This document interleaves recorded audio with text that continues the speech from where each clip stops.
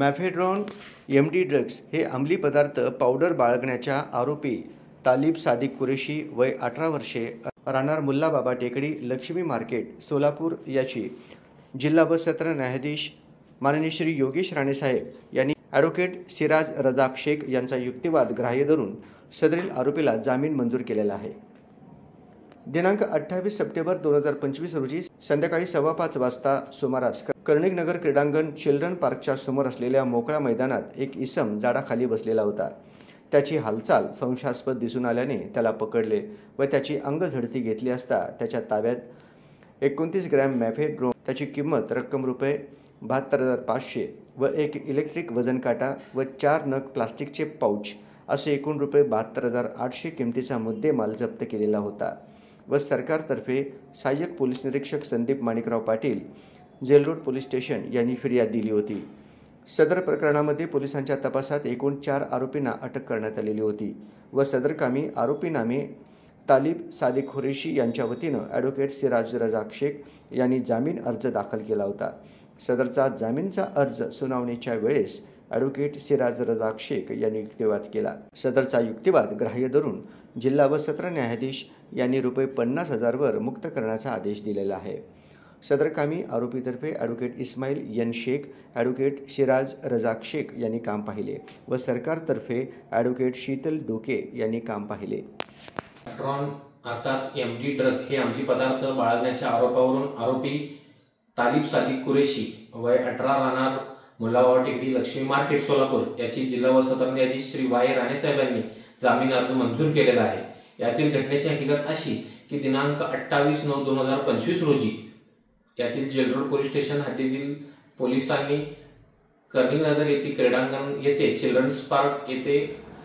गस्त घालत असताना एक इसम संशयास्पद एका झाडाखाली बसलेला त्यांना आढळून आला। त्यांना संशय आल्याने पोलिसांनी त्या इसमाची चौकशी करून 2 पंचांसमक्ष त्याची अंगझडती घेतली असता सदर आरोपीच्या ताब्यातून 29 ग्राम एमडी ड्रग अर्थात अंमली पदार्थ त्याच्या ताब्यातून मिळाला। तसेच एक इलेक्ट्रिक वजन काटा व 4 प्लास्टिकचे पाऊच असे एकूण 72,800 रुपयाचा मुद्देमाल सदरचा आरोपी आमिर हमजा यांच्याकडून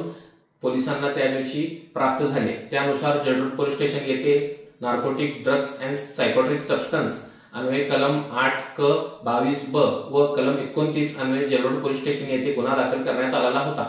व सदर गुन्हा दाखल झाल्यानंतर पोलिसांनी तपास केल्यानंतर तपासात असं निष्पन्न झाले की सदरचा आरोपी हा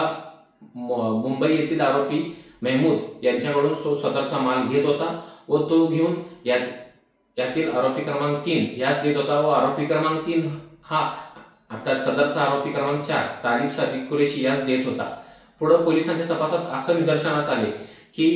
आरोपी क्रमांक 4 यास आरोपी क्रमांक 3 याने एमडी ड्रग हे 40 ग्राम एमडी ड्रग ह्यास दिलेले होते व त्याचा पैशांचा व्यवहार देखील त्यांचा झालेला होता असं पोलिसांच्या तपासात निष्पन्न झाले। त्यानुसार पोलिसांनी सदरचा आरोपी तालिब सादिक कुरेशी यास दिनांक 6 ऑक्टोबर 2025 रोजी अटक करण्यात आलेली होती व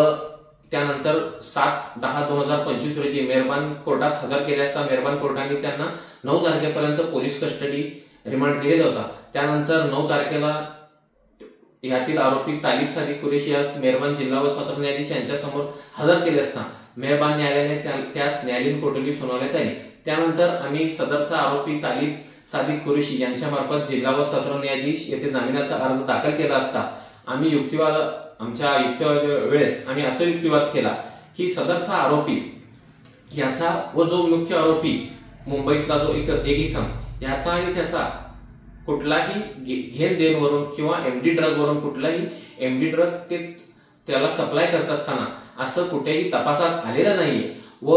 या सदरचा आरोपीचा या गुन्ह्याशी कुठलाही संबंध नाही असा आम्ही युक्तिवाद केला व आमच्या युक्तिवाद ग्राह्य धरून जिल्हा व सत्र न्यायाधीश श्री वाय राणे साहेबांनी सदर आरोपी तालिब सादिक कुरेशी यास 50,000च्या जात मुचलक्यावर त्याचा जामीन अर्ज मंजूर केलेला आहे। सदर कामी आरोपीतर्फे ॲडव्होकेट इस्माईल एन शेख व मी स्वतः ॲडव्होकेट सिराज रजाक शेख यांनी काम पाहिलेलं आहे।